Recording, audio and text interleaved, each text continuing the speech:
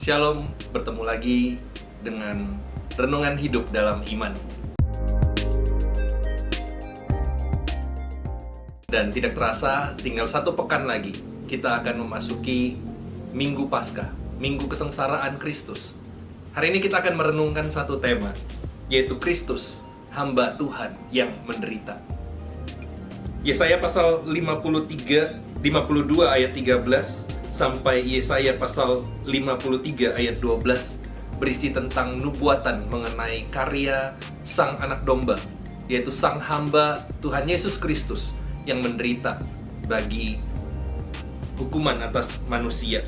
Di ayat 13 dikatakan, sesungguhnya hambaku akan berhasil, ia akan ditinggikan, disanjung, dan dimuliakan. Ini menggambarkan bagaimana Kristus itu akan berhasil menjalani perjalanannya memikul dosa-dosa manusia.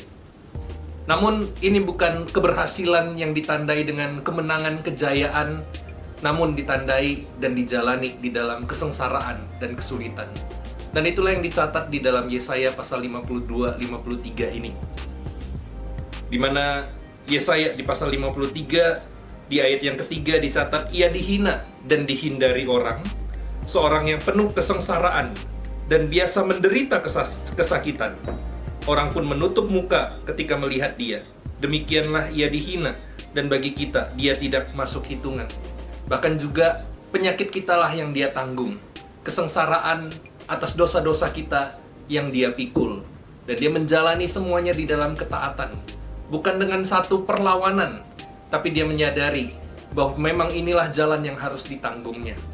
Kita mengingat bagaimana kita sebagai orang-orang berdosa, dengan kesombongan, dengan kebanggaan kita berpikir bahwa kita sanggup untuk melakukan segala sesuatu. Namun kita menyadari bahwa Tuhan Yesuslah yang sudah menanggung segala dosa-dosa kita itu, mau menderita bagi setiap kita, bahkan sampai di kayu salib. Dan di dalam ayatnya yang ke-6 dicatat, kita sekalian sesat seperti domba, masing-masing kita mengambil jalannya sendiri. Namun Tuhan telah menimpakan kepadanya kejahatan kita sekalian.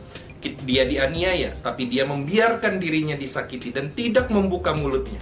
Seperti anak domba yang dibawa ke pembantaian, seperti induk domba yang keluh di depannya mereka menggunting bulunya, ia tidak membuka mulutnya. Bahkan juga di dalam bagian ini dicatat bahwa kesengsaraan dari sang hamba Tuhan ini akan dijalani sampai kepada titik kematian. Namun bukan hanya berhenti pada kematian, melainkan ada kemenangan yang menyongsong setelah kematian itu. Kita tahu bahwa Yesus pada hari yang ketiga bangkit dari antara orang mati. Dia bangkit untuk menyatakan kemenangannya atas maut.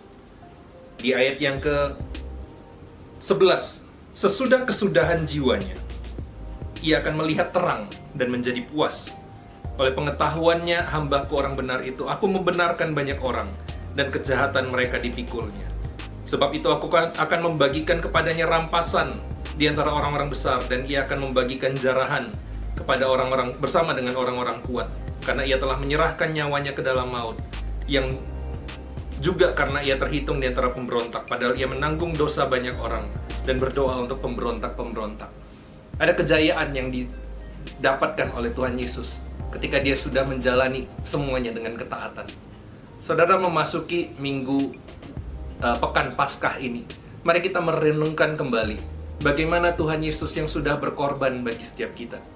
Dia menanggung segala hukuman kita. Dia menderita secara fisik, namun lebih daripada itu, hukuman dosa itu dia tanggung, yaitu maut, kematian, yang bukan hanya sekadar kematian fisik, tapi untuk sesaat waktunya Tuhan Yesus harus terpisah dari Allah Bapa. Karena di kayu salib dia berkata, Allahku, Allahku, mengapa engkau meninggalkan aku? Satu mazmur yang dinyanyikan oleh Tuhan Yesus menggambarkan misinya yang akan dimenangkan di dalam kasih dan anugerah Tuhan. Kasih dan anugerah Sang Bapa yang mau memberikan keselamatan itu bagi mereka yang menerima karya salib itu di dalam kehidupan mereka. Setiap kita sudah menerima karya salib itu. Mari kita merenungkan terus-menerus karya itu di dalam kehidupan kita. Kita memasuki pekan Paskah ini dengan satu perenungan. Tuhan sudah menyelamatkan saya.